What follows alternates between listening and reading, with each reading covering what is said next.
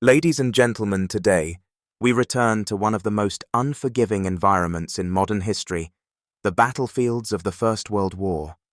It was a conflict that redefined warfare not only through the introduction of industrialized weapons, such as tanks, machine guns, and chemical agents, but through the psychological burden it placed upon the men who fought within its trenches. The Great War was not merely a clash of armies. It was a prolonged test of human endurance in conditions that defied both reason and morality. Soldiers lived among mud decay disease and the ever-present threat of sudden death. In such an environment, it is perhaps unsurprising that reality itself began to blur, giving rise to stories that exist somewhere between documented history and collective imagination. Among the many strange accounts born from this war, visions of ghostly figures, prophetic dreams, and unexplained phenomena. There exists one particularly disturbing legend. It is not a tale of spirits or supernatural intervention, but of men, real men who may have lost their place within humanity itself. These were individuals said to inhabit the devastated expanse known as no man's land, the desolate territory between opposing trench lines. According to scattered testimonies and memoirs, these figures were not bound by nationality, uniform, or command. They were deserters, survivors, or perhaps something far more broken men who had abandoned not only their posts, but the very structure of civilized behavior. By the final year of the war in 1918, the conflict was nearing its conclusion. The German offensives had faltered, Allied forces were advancing, and discussions of an armistice had begun to circulate among the troops. Yet even as hope cautiously returned, certain regions of the front remained eerily untouched. Vast ruined landscapes filled with abandoned trenches, collapsed dugouts, scattered supplies, and the unburied dead. It was in these forgotten zones that some of the most unsettling reports emerged. One British cavalry officer tasked with locating escaped prisoners described a patrol into such a region. What should have been a routine mission quickly turned into something far more perplexing. In an area thoroughly searched, figures appeared and vanished without explanation. First a man in German uniform, then a French civilian, both seemingly able to evade detection in terrain that had already been cleared. The environment itself, riddled with hidden tunnels and collapsed shelters, made it possible for individuals to remain unseen. But the deeper they traveled, the more unsettling the warnings became. Salvage crews working near the outskirts of this wasteland reportedly cautioned soldiers against venturing too far, especially alone. They spoke of wild men, individuals living beneath the surface in the remnants of trench systems, emerging only at night. These figures, they claimed, were not loyal to any army. Instead, they operated on instinct, scavenging supplies, looting the dead, and in some accounts attacking the living. The warnings were not presented as folklore, but as practical advice: do not travel alone and do not remain outside after dark. To understand how such a phenomenon could even be plausible, one must consider the scale of desertion during the war. Hundreds of thousands of soldiers across all major armies abandoned their posts at various points in the conflict. While it is easy to label these men as cowards, such a judgment oversimplifies a far more complex reality. Many were driven by exhaustion, disillusionment, or severe psychological trauma, what we would now recognize as combat stress or post-traumatic conditions. Others simply refused to participate in tactics they believed to be futile, such as repeated frontal assaults against entrenched machine gun positions. Yet desertion presented a problem. Escape was extraordinarily difficult. Behind the lines, military authorities were vigilant, and the penalty for desertion was often execution. Faced with this reality, some individuals may have chosen an alternative path, one that defied logic. Instead of fleeing away from the front, they disappeared into it. The very place most soldiers feared, the shattered, corpse-strewn wasteland between armies, became paradoxically a place of concealment. From this point, the accounts diverge. Some describe these men as quiet survivors, hiding during the day and scavenging at night, avoiding conflict whenever possible. Others, however, paint a far darker picture, one of fractured groups, formed from multiple nationalities, operating like predatory bands. These groups were said to raid trenches, steal supplies, and even turn on one another in violent disputes. Soldiers standing watch at night often reported hearing distant screams, sporadic gunfire, and inhuman cries echoing across no man's land, sounds that at the time were attributed to enemy activity, but later reconsidered in light of these stories. What is certain is this: the conditions of the First World War created an environment where the boundaries between discipline and chaos, sanity and madness could easily collapse. Whether these so-called wild men truly existed as described, or whether they were a manifestation of fear shaped by the horrors of war, remains a matter of debate.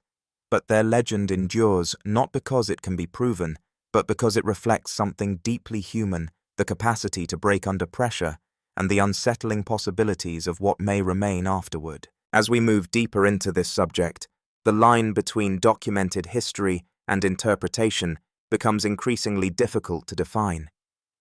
The accounts of these so-called wild men are sparse, fragmented, and often second-hand. Yet what gives them weight is not their consistency, but their persistence, appearing across memoirs, fictionalized narratives, and quiet recollections shared by veterans long after the war had ended. These were not stories loudly proclaimed as fact, but rather unsettling possibilities whispered in the margins of history. One of the more revealing perspectives comes not from official military archives, but from literature, shaped by first-hand experience. Several veterans who later became authors incorporated elements of these accounts into their work. While labeled as fiction, their narratives often carried a level of detail that suggests familiarity with the subject. In one such story, a soldier fleeing punishment for an accidental crime abandons his unit and disappears into no man's land.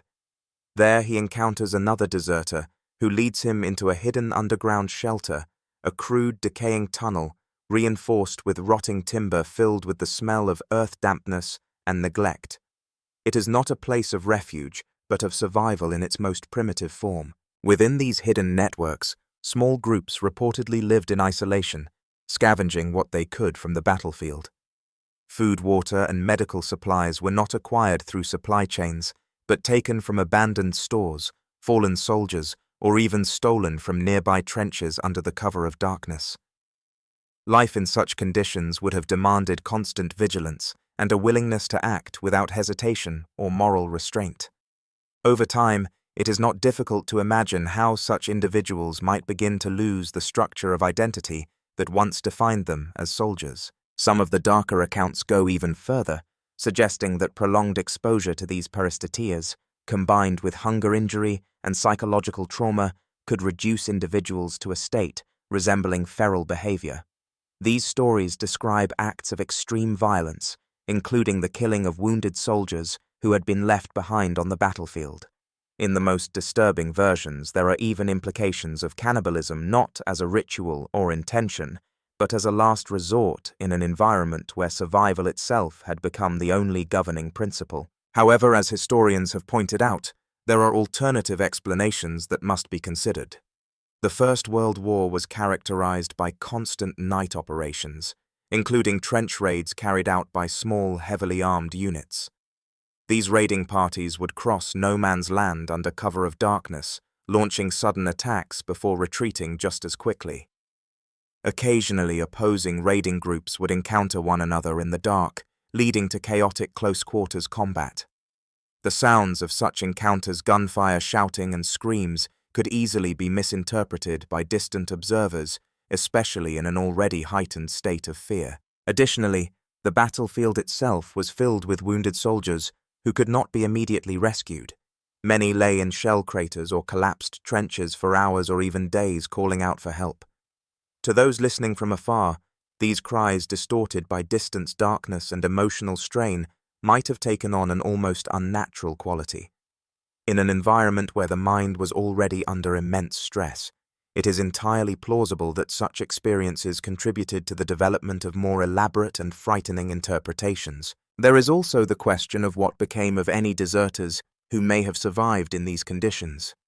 One particularly grim theory, suggested in later reflections by a former officer, proposes that once the war ended, authorities may have dealt with such individuals in secrecy. According to this account, poison gas could have been used to flush out and eliminate those hiding in underground shelters, avoiding the complications of public trials for desertion. It is a claim that remains unverified, lacking direct evidence, yet it reflects the harsh realities of military discipline during that era, where desertion was considered a capital offense and leniency was rarely extended. Modern historians, for the most part, remain skeptical of the more extreme elements of these stories. The prevailing view is that the legend of the wild men is likely a combination of isolated incidents, battlefield confusion, and the natural human tendency to construct meaning from fear. Over time, as stories were retold and reshaped, they grew more dramatic, absorbing new details and interpretations with each telling. What may have begun as a handful of unusual encounters gradually evolved into a fully formed legend, and yet to dismiss these accounts entirely may overlook something important. Whether literal or symbolic, they offer a glimpse into the psychological landscape of the soldiers who experienced the war firsthand.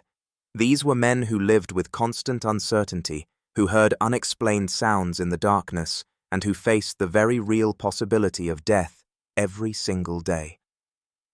In such conditions, the mind does not remain unchanged. It adapts, it copes, and sometimes it creates. Perhaps that is the true significance of these stories. Not as evidence of hidden communities or feral bands roaming the battlefield, but as reflections of a deeper truth, that war, in its most extreme form, has the power to strip away the structures that define humanity. It exposes individuals to conditions so severe that the boundaries between civilization and survival begin to erode. In the end, whether the wild men of no man's land truly existed as described is a question that may never be definitively answered. But the fact that such stories emerged and endured speaks volumes about the experience of those who fought in the Great War. It reminds us that beyond the strategies, the weapons, and the shifting front lines, there were human beings struggling to endure something far beyond ordinary comprehension. If you found this exploration insightful and thought-provoking, consider sharing your perspective in the comments below. Discussions like these help keep history alive, allowing us to examine not only what happened, but how it was experienced. And if you appreciate deep, carefully researched content that brings lesser-known stories into focus, be sure to subscribe and follow the channel for more. Your support truly makes it possible to continue uncovering and sharing these complex chapters of our past.